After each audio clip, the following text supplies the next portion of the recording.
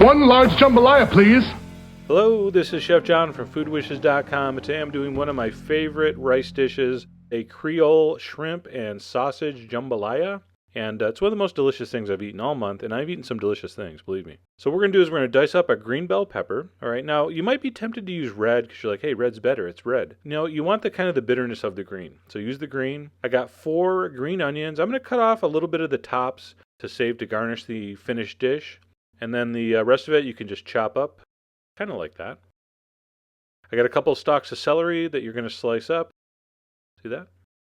I have 2 andouille sausage, that's 8 ounces of sausage. Andouille is kind of a smoked, fairly spicy sausage, but if you can't find it, any smoked spicy sausage will work. I have a half a cup of chopped tomato. You can use fresh if they're in season, or canned, of course.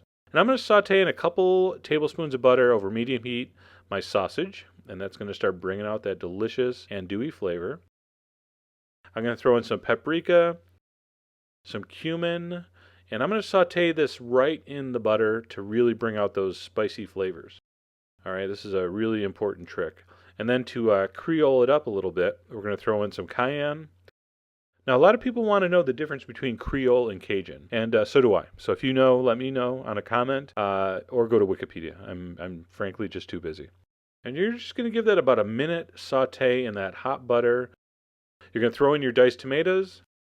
Isn't that an amazing color? So beautiful. You're going to throw in your aromatic vegetables, and we're going to saute that just for 2 or 3 minutes just to start those cooking, because they're going to cook with the rice here. So I'm also going to add some salt, which you got to be careful because sometimes the sausage is very salty. So I'm only going to put in a teaspoon. I'll adjust later. And I put in 1 bay leaf that I just highlighted there. Now, similar to a rice pilaf or even a risotto, we're going to dump in the brown rice. I'm using brown short grain rice, and I'm all for healthy food, but it's got to taste good. So brown rice, very good for you, but in this dish, it really, really is a great nutty flavor and a great texture. So I'm using it for more than nutritional reasons. It just really, really works well. And then we're going to dump in 3 cups of chicken stock. We're going to bring it to a simmer, turn down the heat to low, cover it, and cook it for 45 minutes. Now, I'm using brown rice. Other rices might cook different times, so you're really going to have to be the judge of this.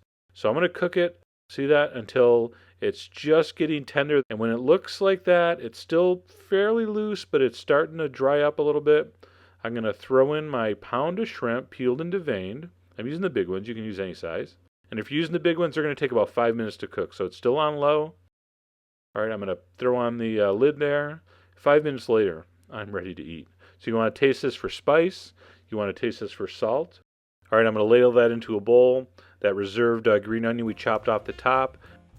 This is one of America's great dishes, and normally done with the white long grain rice or the Uncle Ben style. I think you should try it with the brown rice, and then basically you'll have a bag of brown rice, and you'll have to cook it, and you'll start to like it. See how I kind of tricked you into eating brown rice? Anyway, go to the site to get the ingredient amounts and more info, of course. And as always, enjoy.